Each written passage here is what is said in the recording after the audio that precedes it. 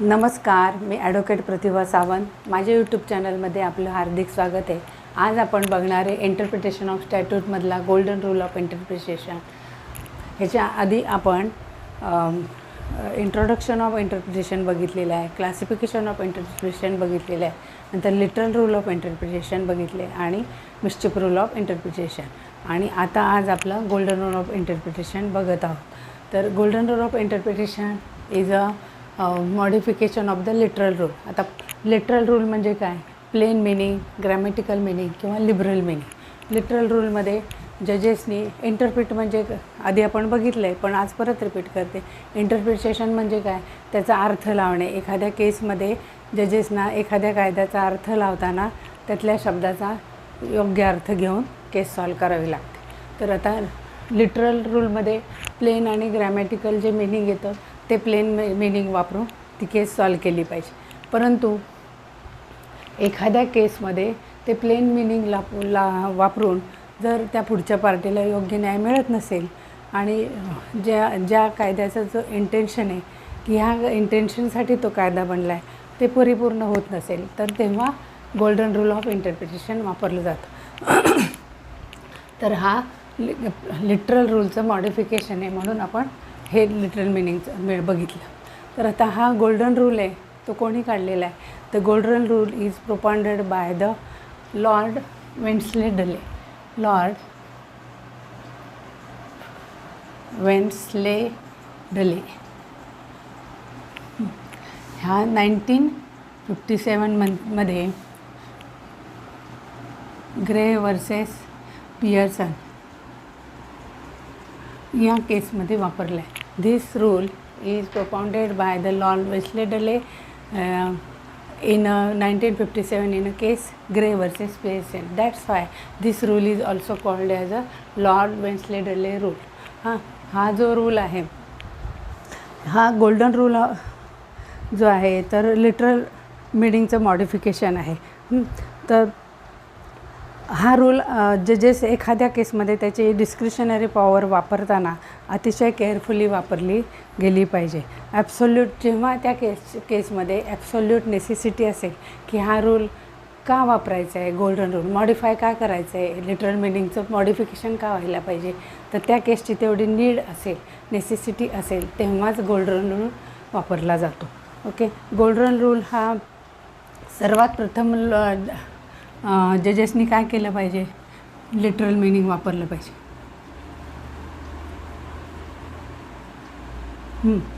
वापरलं पाहिजे. दुसऱ्यांदा त्यांनी समजा त्या लिटरल मिनिंग वापरताना ॲम्बिग्युटी असेल, ॲब्सुर्डिटी असेल किंवा कन्फ्युजन क्रिएट होत असेल, तेव्हाच जजेसनी हा गोल्डन रूल वापरला पाहिजे. ओके, तर लिटरल मिनिंग जेव्हा फेल होतं किंवा ते प्रॉपर मिनिंग देत नाही तेव्हा जजेस हा गोल्डन रूल वापरतात. जेव्हा आता ह्याचे ॲडव्हान्टेजेस काय आहेत आपण बघूया. ह्या रूलचे जे ॲडव्हान्टेजेस आहेत,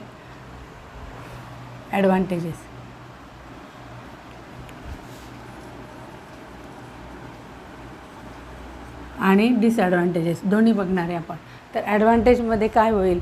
एखादा वरचा अर्थ इंटरप्रिट करताना जर ॲम्बिग्युटी येत असेल तर मॉडिफिकेशन करून जजेसला ती केस सॉल्व करता येईल. सेकंड काय? लिटरल मिनिंग योग्य अर्थ देण्यात फेल होतो तेव्हाच गोल्डन रूल वापरला जातो. थर्ड, हा रूल वापरताना जजेसला गाईडलाईन्स मिळते की अशा प्रकारे ही केस कशी सॉल्व करायला पाहिजे, की हा रूल लागू नाही आहे तर मग कुठलं मिनिंग घेऊन केस सॉल्व केली पाहिजे. फोर्थ पॉईंट आहे की हा रूल जर का वापरला जातो? कारण एखाद्या लॉमध्ये जर ते इंटरप्रिट करायचं आहे आणि त्याला मायन्यूट चेंज करून जर तुम्हाला ते केस सॉल्व करायचे असेल तर पूर्ण अमेंडमेंट करायची गरज आहे का? तर नाही आहे. नाहीतर मग प्रत्येक वेळेला तुम्हाला अमेंडमेंट करावी लागेल. तर म्हणून मायन्यूट चेंजसाठी हा गोल्डन रूल ऑफ इंटरप्रिटेशन वापरला जातो. कारण एखादं लिटरल मिनिंग घेऊन जर ती केस सॉल्व होत नाही, योग्य त्याला गायडन्स मिळत नाही की कशी केस सॉल्व करायची, तर मग त्या वेळेला काय करणार? मग अशा प्रकारचं मिनिंग, ॲडव्हान्स मिनिंग, लिटरल मिनिंगचं ॲडव्हान्स मिनिंग घेऊन ती केस सॉल्व केली जाते, म्हणून त्याला मॉडिफिकेशन ऑफ लिटरल रूल म्हटले. आणि ह्याच्यामुळं ॲक्च्युअल अमेंडमेंट दरवेळेला अमेंडमेंट करायची गरज न भासता ह्या रूलचा वापर करून ती केस सॉल्व केली जाते. असे 4 आपल्याला ॲडव्हान्टेजेस मिळाले. आता ह्याचे डिसॲडव्हान्टेजेस पण आहेत. डिसॲडव्हान्टेजेस काय?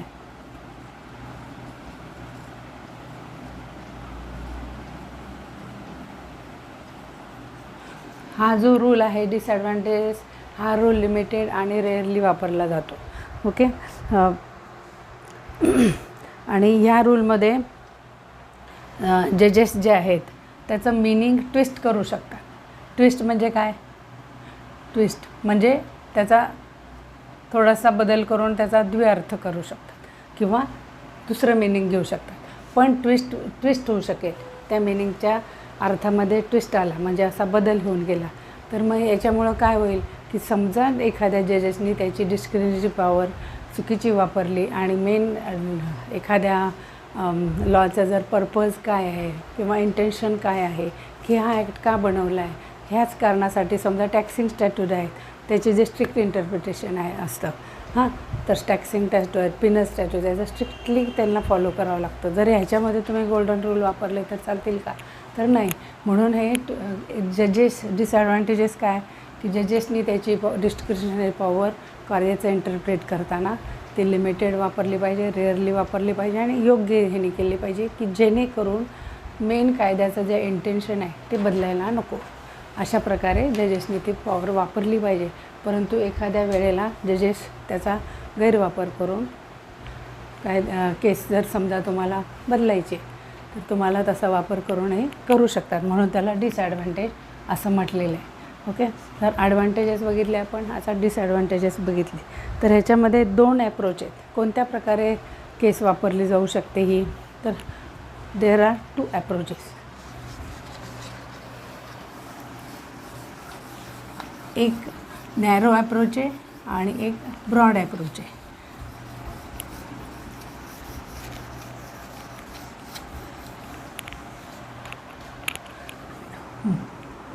To ॲप्रोचेस.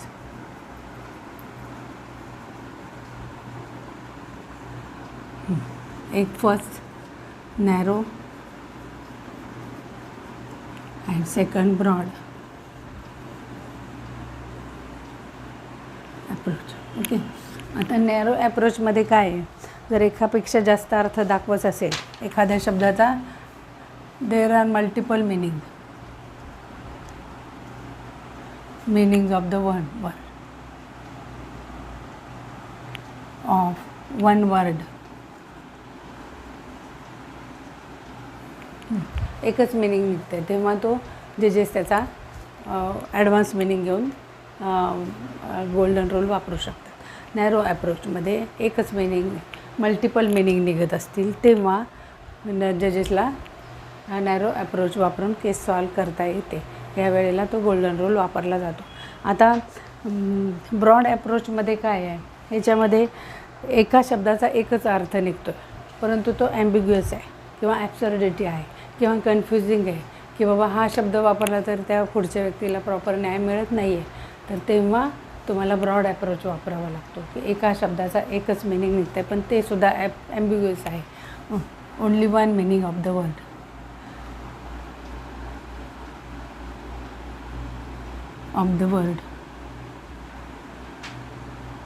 And it is also confusing.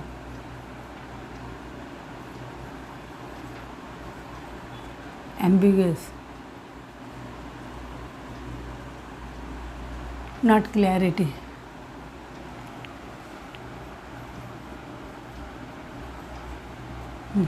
तेव्हा हा ब्रॉड अप्रोच वापरला जातो. तर मेन पर्पज या वेळेला काय करायचं, ब्रॉड अप्रोच वापरताना जजेसनी त्या मेन कायद्याचा कोणत्या पर्पजसाठी, कोणत्या हेतूने, कोणत्या इंटेन्शननी तो कायदा वापरलेला आहे याचा मेन अर्थ लक्षात घेऊन ते वन मिनिंग निघतं आहे त्यातली कन्फ्युजन काढण्यासाठी त्याच्यापेक्षा जास्त ॲडव्हान्स मिनिंग तुम्हाला वापरायचं आहे, तेव्हा तो मेन इंटेन्शन लक्षात घेतल्याशिवाय ब्रॉड अप्रोच जजेसनी वापरायला नको, ज्युडिशरीने वापरायला नको. आणि ह्याच्या रिलेटेडची केस काय आहे, नॅरो अप्रोचमध्ये केस आहे आर वर्सेस ॲलियन. याच्यामध्ये ही केस आहे आर वर्सेस ॲलियन. आणि याच्यामध्ये ही केस आहे की Bedford versus Bedford. Versus Bedford.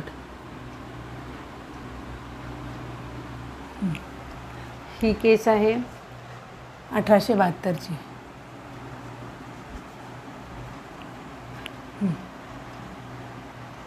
आणि ही केस आहे 1954ची. याच्यामध्ये बेडफोर्ड वर्सेस बेडफोर्डमध्ये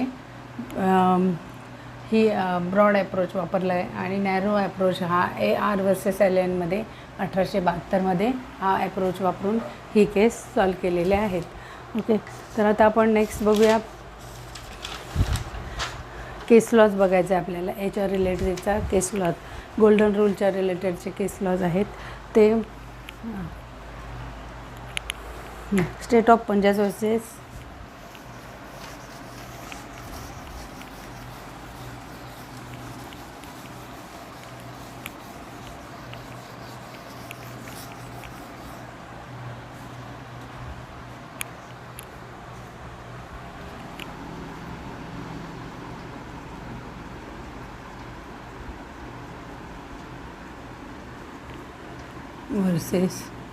क्वेशर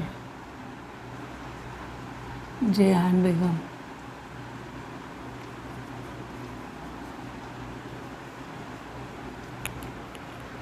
क्वेशर जेहान बेगम ही केस आहे. ओके, ही 1663ची केस आहे.